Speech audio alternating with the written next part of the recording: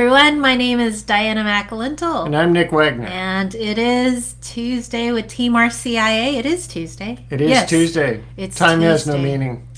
And we got a question this week or sometime recently, from our, having to do with what we do with seekers who are unbaptized but catechized.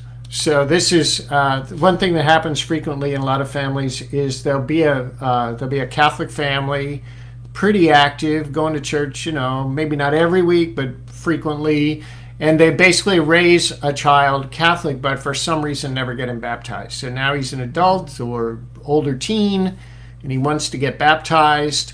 And what do you do? Because he's catechized. I mean, he knows he's basically Catholic. He's living a Catholic life. I had one of those. Yeah. My George story. If you've ever heard me talk about George, you know what this means. He was a guitarist in our parish, and he was like the best Catholic ever, but he actually was never baptized, and that was a surprise to all of us. He had children. He was raising his children Catholic, and so it happens more frequently than you might think. Every time we talk about this, we get people chiming in. Oh yeah, that happened to me. So. And it can be, maybe it's not, maybe they weren't raised Catholic. Maybe in some Protestant traditions, they don't baptize infants. So you'd be raised in the church, say a Baptist church or a Southern Baptist church, and you'd be raised in that church, and you'll go to Sunday school, and you'll learn all about Jesus, and you'll learn the Bible, and you'll learn a lot, like the Lord's Prayer and Christian prayers. But when they're teenagers and it's time to get baptized, they act like teenagers and they rebel and they don't want to get baptized. And then some years later they get married. Maybe they marry a Catholic and they want to get their children baptized, and they themselves want to get baptized. But they're pretty well catechized. They need some formation in Catholic stuff, but they know who Jesus is. They have a faith life. They have a prayer life. So what do you do with those folks? Well, what do you do with anything with RCIA? First, you got to go to your RCIA book. And so the Rite of Christian Initiation of Adults is an actual universal text of the church. Your cover may look different depending on the publisher who publishes that book for you, and depending on the country that you are living in. Each country has their own edition of this universal text. And I'm going to sneeze at some point. But you always want to go back to this ritual textbook. As we know, as we understand, the Rite of Christian Initiation of Adults is normatively for unbaptized, typically uncatechized persons. That's usually who we assume are those who are unbaptized. There are circumstances, though, just like what we said, where we encounter a person who's unbaptized but very well catechized, having lived the Christian life, and the RCIA does address those kinds of persons. Yeah, so the section we want to look at, if you look in your table of contents, there's a chapter in part 2 that says Christian initiation of adults in exceptional circumstances, and that starts at paragraph 331 in the U.S. edition. If you're in Canada or Australia, you need to look in the table of contents and find out where that is. But in the U.S. edition, it starts at paragraph 331. And the reason we're looking at this, one thing we have to keep in mind, for unbaptized people, all of the rites of the RCIA are required. So they have to celebrate the rite of acceptance into the order of catechumens.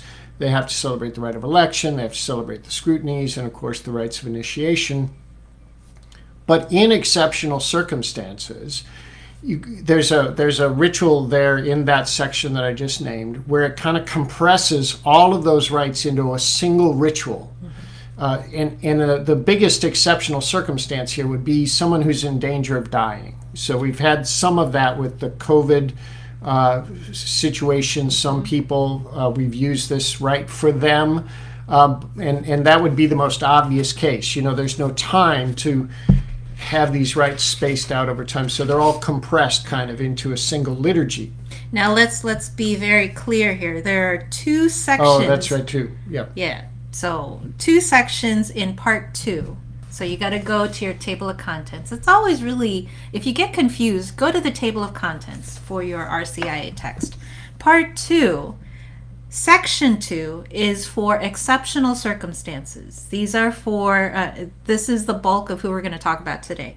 Part 3 in Section 2 is for people who are in danger of death. Yeah. And that's a completely separate adaptation. My mistake. Yes, that's okay, dear. But if no you worries. if you look at the part we're in, Part 2, yeah. Section 2. Christian initiation of adults in exceptional yeah, circumstances. and you look at the second section there under expanded form, paragraph 332. It tells you exactly what the extraordinary circumstances are.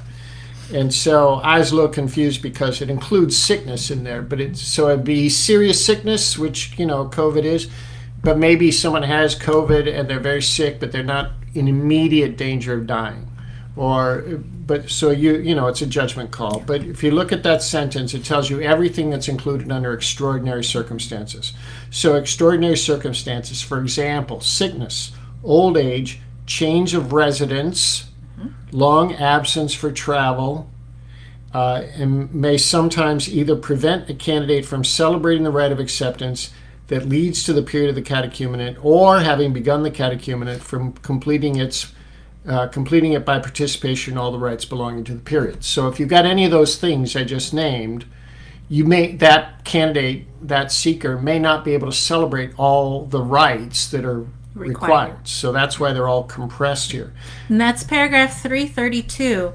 One instance where we actually did use this ritual, this adaptation, was for a person in the military who had been a seeker and had been part of our community for quite some time. And I think I'm forgetting if he was already celebrated the rite of acceptance and made a catechumen, but he was going to be deployed in a few months. And we felt that he was really pretty much ready for initiation, for baptism in the sacraments. And so we inquired about using this adaptation, and we compressed all of those rituals together for him. No, those things that I named, none of that talks about an unbaptized, catechized person. But that comes just right before that. At the bottom of section 331, paragraph 331, that paragraph says, the extraordinary circumstances in question are either events that prevent the candidate from completing all the steps, which are the ones I just named, sickness, travel, etc., going deployed for the military, prevents the candidate from completing all the steps of the catechumenate, or a depth of Christian conversion and a degree of religious maturity that lead the local bishop to decide that the candidate may receive baptism without delay. So that's how this section gets applied to unbaptized, catechized people. Mm-hmm. We're presuming that they meet this criteria, that they have such a depth of religious conversion, that they're leading a life of faith that's so clearly Christian, that the bishop would say, well, that person should be baptized right away. It's sort of like, that story in the Acts of the Apostles where Philip just baptizes the Ethiopian because they found water, So it's so clear that this person doesn't need a prolonged celebration of the rites of the RCIA spread out through time like an ordinary catechumen would.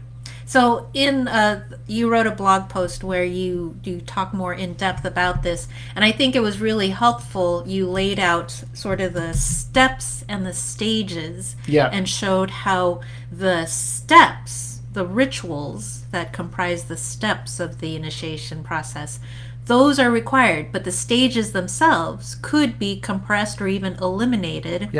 Based on this criteria in paragraph 331 and 332. So I'll put a link to that blog post here in the comments section. Do you want to say any more about the steps and stages for that, or? Well, just when the rite says steps, it means rites. So the first step is the rite of acceptance into the order of catechumens. And so there's steps and stages. The steps are required. You got to go through the steps. You got to go through the gateways to get to initiation. The stages are the preparation period for the next rite. and those stages can be compressed. And if you don't need to be prepared for the next rite, you're already prepared because you've been living as a Christian. There's no need for an extended period of the catechumenate, for example. And this is a really good example highlighting how the rite of Christian initiation of adults is not a catechetical process foundationally. It is a ritual process. And I've even seen, I'm forgetting where I saw it recently on some very official website, that said that first thing, the RCIA is a catechetical process. And I'm cringing because it's not. It's in the name, rite of Christian initiation. It's a liturgical ritual process which utilizes catechesis to prepare a person for those rituals and reflect on what happened to them in those rituals. And so we need to get that sensibility in our bones. The rituals are required for those who are unbaptized. The stages are where the catechetical in-between parts, the stages are the things that support the rituals, and so we can adapt those and discern what is most useful for the person in front of us. It's easier if you think about the preparation for the sacrament of matrimony, for example. So some couples, will get married civilly by a justice of the peace or something like that, and they'll be living a Christian life, a Catholic life. They're raising their kids Catholic. They baptize their kids Catholic. They just never got married in the Catholic Church, and then they decide they want to do that. Well, their preparation time for the sacrament is going to be very short, right? If you've got a couple of teenagers or people barely in their 20s, 18, 19, 20, they want to get married and they've just met each other a month ago and they're all in love and they want to get married, their preparation time is going to be significantly longer to make sure that this is going to be a lasting union. And so but the sacrament of matrimony is a rite, it's not a catechetical process, but there will be catechetical preparation for couples that need extensive time before they celebrate the rite. So one other thing I wanted to point out about that specific paragraph that you highlighted, paragraph 331, the end of it, the extraordinary circumstances in question that are either events that prevent the candidate from completing all the steps or a depth of conversion and degree of Christian conversion, religious maturity. Here's the point, that lead the local bishop to decide that the candidates may receive baptism without delay. And so this exceptional circumstances section, sometimes we go to this for any circumstance without thinking clearly about who this is for and what the process is for discerning whether or not this is the right approach. For example, a couple who wants to get married in June and one of them is unbaptized, and can we get this all done before the wedding and all of that? And that is not the appropriate place, or this section is not the appropriate approach for them. So here it's saying that the local bishop determines and decides whether or not this candidate is suitable for this compressed initiation process because of the reasons given, their degree of Christian faith and maturity, the circumstances that lead to the necessity for a compressed process. And so you do have to consult with your local bishop to see if this is something that could be used for your person in front of you. The other thing we want to really, really, really take to heart here is we use this compressed rite when it is sort of the last resort, or it's the only thing possible. And for some people, they may not, especially if it's a travel instance or being deployed to another country because of military service or something like that. For them, they may have enough time between when their travel is scheduled or when their deployment is scheduled to celebrate some of the rites in a more expanded form. And so this section does go on to say, when it's possible to add back in some of the rites preceding initiation, then we should absolutely take advantage of that because of the great spiritual benefit to the candidates. So don't go to the completely compressed, quickest possible rite just because you can. Do what is, use some discernment and some prayer and some real reflection about what's going to be best for the candidate. And celebrate as much of the ritual process, the ritual journey as possible. If you can't do all of it, how much can you do? And only use the absolute bare minimum if your time is so short or the circumstances so dire, or there's such a degree of Christian maturity and faith that adding those additional rites back in an expanded form wouldn't really benefit a person who's already living the Christian life. So let's see. Let me put another link in the comments here to our YouTube page, youtube.com/Team RCIA. We put all of our Facebook Live videos on there, plus some other videos that we just upload to YouTube that we want everyone to see. But we do talk about some of these extraordinary circumstances, especially in time of pandemic.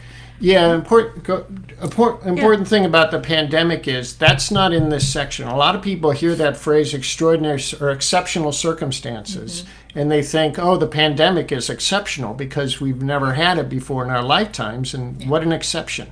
That's not really, if you look at the criteria listed here, the criteria pandemic isn't in here. That applies more, the situation we're in with the pandemic applies more to delaying the celebration of the sacraments for some reason, pandemic, and we celebrate the sacraments outside of the usual time. And there's another section in the RCIA that deals with that we talk about more in the videos in the YouTube channel. So this is for everyone around the world. Paragraph 26 talks about how you would reschedule or adapt to the rites, the scheduling of the rites outside of the usual time. The usual time is typically Lent and Easter for all of those, for the sacraments itself, and the rites leading up to the sacraments. Rite of acceptance can be celebrated any time of year, multiple times. But if we have to, as we did in 2020, delay the initiation sacraments, delay the scrutinies, maybe even delay the rite of election. In paragraph 26, it talks about how you would schedule those in other times during the year. And that's the process that we would use. The stages are still the same. Yeah. You wouldn't compress them, right, unless you had those circumstances in paragraph 332. Right. You see how important this book is? Yeah. It's your roadmap. So the difference is, in pandemic, we're not compressing the journey, we're just rescheduling it or delaying it, but we're not compressing everything into a single rite. Yeah. In situations, in exceptional circumstances because of old age or sickness or travel or military deployment or depth of Christian maturity, we're compressing the rites, we're compressing the journey. Not necessarily rescheduling it, maybe rescheduling it, but the difference is one is a compression of the preparation and the celebration, and one is having the length of time needed, but we're just moving the whole thing to different points on the calendar. Yeah. So I think that might be everything we wanted to say about it. If you have any thoughts or any stories of how you have used Christian initiation of adults in exceptional circumstances, put them into the comments box here or at the blog post. I put a link to that blog post where we have tons of stuff at teamrci.com for you to read and ponder if you're doing this kind of ministry. And we also want to let you know we have tons of other stuff. I mean, hundreds and hundreds of resources that's available to Team RCIA members. And right now we're having a discount on the membership registration fee that lasts for from today. It lasts for another almost 2 weeks, or a little over 2 weeks. Is that right? No, a little over a week. It what expires day when? January 27th. Expires January 27th. Yes. So go to teamrci.com if you're interested in exploring membership and getting all of our resources. Anyways, it's an important week for us here in the United States, keep praying for us and praying for everyone suffering from this pandemic. There you go. That's all. All right, everyone. Thanks for all the great work you're doing in this difficult time. Yes. We're really thinking about you, praying for you, and we're concerned about you. Okay. Thanks, everyone. Bye.